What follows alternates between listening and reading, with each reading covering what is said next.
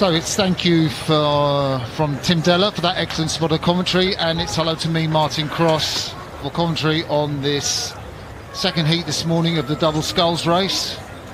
And we see on the Berkshire station, that's the crew in the yellow boat,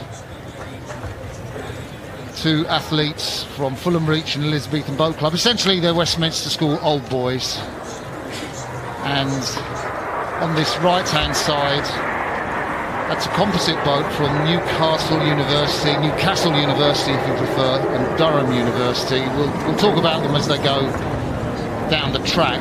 I did like watching the Italians in the other heat. It kind of lets you know, those two Italian lightweights, where the standard is, Adrian. Oh, it certainly does. I mean, they're a fabulous crew, and you could see they weren't trying to humiliate the other crew. They were just executing their race plan. It was purely about doing what they needed to do, and that's a fast boat. Yeah, there's the umpire doing the start. My favourite crew of the regattas in this, Jérôme Niazou and Pierre Houin, the two French lightweights who will be coming along later in this event. Obviously very heavily favoured, the Olympic champions in men's lightweight double sculls. But these two doubles, just to remind you, Fulham Reach and Elizabethan on the left of your screen in the yellow boat, Newcastle University and Durham University on the Buck station, the right hand side, and they are just about to start. It's always the worst bit. Go! Little pull round, I think, on stroke side in the Newcastle and Durham boat there off the first, and they're headed for the boys. Yeah, I think they've just looked over their shoulder and seen that. But yeah, but now they're going a bit too far, maybe over towards the other side. So here the two old Westminster schoolboys rowing for two different clubs together, and over-correcting out here, this could be dangerous.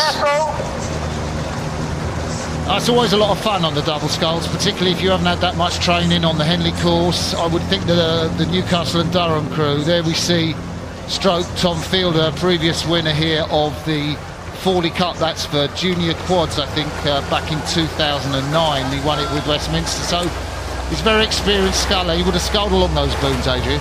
Yeah, he definitely would have done. You can see here maybe some of the shenanigans of the steering has really put the composite crew here on this side under a bit of pressure.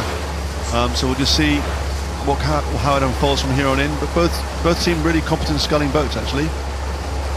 Yeah, they're sculling well at the moment, and Thomas and Fielder really do have that advantage eked out over smaller men, lightweights closest to you from, well, you can see the Durham University colours, very distinctive Durham University colours in the stroke seat. Don't call it purple. It's platinum.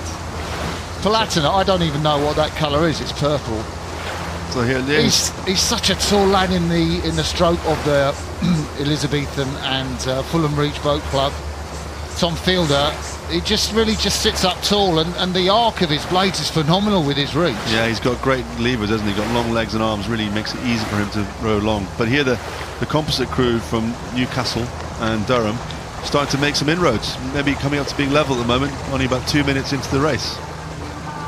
So you get a long shot there, Boris Rankov, the umpire, in the boat following behind, and it's the crew from Durham and Newcastle University on the left of your picture. They're on the Buckinghamshire station. Westminster, the Westminster old boys from Fulham Reach and Elizabethan, they're on the right, and they are the race leaders. To my money, well, it does look difficult in the conditions out there. It does. Look, they're steering now towards the booms a little bit. I hope they manage to avoid that. And here, it looks from this footage here that the composite crews actually managing just to get through them. So we're just about, just over halfway? Yeah. They've managed to get ahead.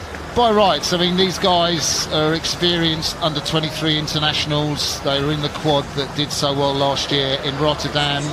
To my money, they're going to be in the quad again this year. I think what with Jackson, the Leander, Sculler and Temple from Edinburgh. So it was a surprise to me that they didn't lead off the start. Yeah, but then they had some of the steering issues. Maybe they just didn't execute it properly enough. I mean, it's not often we get to see a sort of composite crew between such rival universities. Yeah, and of course this composite crew, you see them in the middle of the course. That's a great course. They're right down the middle there, and Westminster left to go on the booms. Yeah, that's an old-fashioned way of racing, isn't it? When you're 2 legs up. And Boris Rankov's not saying anything. I mean, you know, he's letting them go, or does he get his flag out? I think he just got his flag out. Yeah, he did.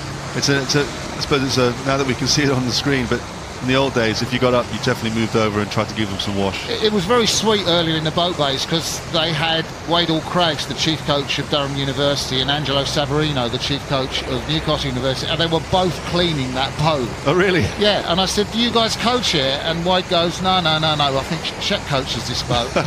I'm like, you know, Pete Shepherd, the under-23 and junior coordinator, he's been looking at these two guys. They've only been together for 2 weeks, but of course so experienced, as we've been saying, from that under-23 lightweight quad.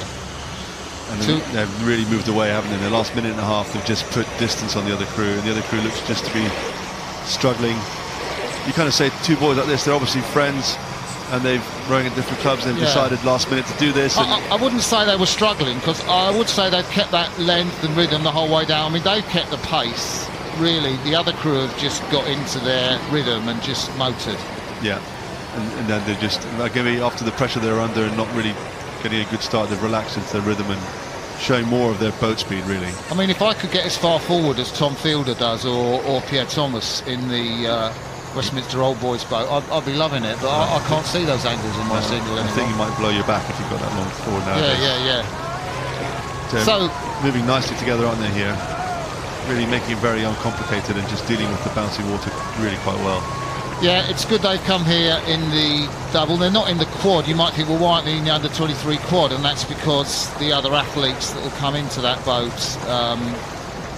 from Leander and from Edinburgh are doing different projects at this regatta, so the crew will sort of re-meet again for the under-23s. Can't remember where it is this year. It might be somewhere like Trakai or something like that in Lithuania, but somebody will tell us on Twitter, no doubt. Like you said, they're still keeping it together, still putting everything in they can. What I like about them is they've got it locked on the legs. You see there, Tom Fielder, his legs, you know, he's just there and he just pushes with his legs. So many young scullers, they get up to the front, they just jam their legs and assume they're connected. And it's one of those things when you're looking at rowing, depending on how much you know about the sport, is that you assume that you have to have very fast legs. And actually, if you're pushing very hard and you've got it right, the legs are actually relatively slow because they are loaded, especially in a sculling boat where it's heavier than a rowing boat. So I think we're seeing good quality sculling. To be honest, you'd expect that from 2 boys that won the Varley Challenge Cup here in 2009 from that great Westminster quad. I remember seeing them do that, and such a standard of sculling now in schoolboy events. So we have had some help with the under-23s, and it's going to be in Plovdiv, Bulgaria, which is this really odd course where you kind of sit, have a coffee at the side, and the water is higher than where you're having a coffee. That's right, yeah, and it's where the juniors were quite a few years ago, and they broke every world record, and everybody was flabbergasted at how that was possible. 1999, I think. That's correct, yeah. Yeah, that was. I love that course actually. It's the juniors and the senior world championships were there in 2012 as well, I think. Yeah. Olympic year. So Plovdiv for the under-23s, that's where the Newcastle and Durham boys on the left of your picture on the buck station, they're just sort of easing down now to a comfortable victory from the Fulham Reach Boat Club and Elizabethan Boat Club boys, Westminster School Old Boys, as we've been saying. And the Fulham Reach is an interesting club, isn't it? It's not very old, and they basically came about because of a massive development on the tideway. And the builders, part of their planning consent was they had to build a community use facility, and they put a lot of money and built this facility from scratch. Yeah. And about 600 boys and girls from the local community come through every week. My old school that used to run Bowen Elms Cardinal Vaughan School, they row out Fulham Reach Boat Club. Oh, do they? So it's a fantastic facility, as you say, Adrian. Yeah. So here we go, this second heat this morning of the Double Sculls Challenge Cup. It's going to be won by Newcastle University and Durham University, just easing their boat ever so gently towards the finish line. That is Varley and Coussens, Oliver Varley, Hugo Coussens. They cross the line, they will wait and say thank you to that close race early on from Pierre Thomas and Tom Fielder, Westminster Old Boys, and that race is done and dusted.